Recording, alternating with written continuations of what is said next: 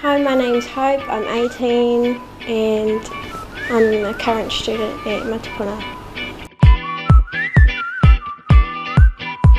I came to Matapuna because I heard from the youth transition that there was a flea course here and they done what I like to do, like hair, makeup, nails and stuff.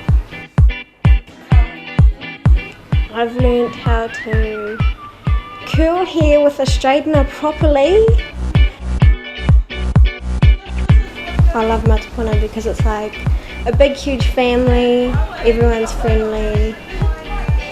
You get breakfast. It's fun, it's a warm place to be, and I wish that anyone who'd like to feel that would come to Matapuna. It's a really cool place.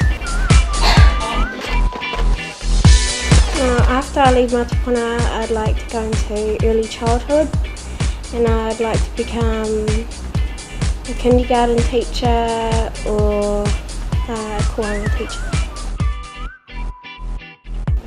Happy 25th birthday, Matapuna.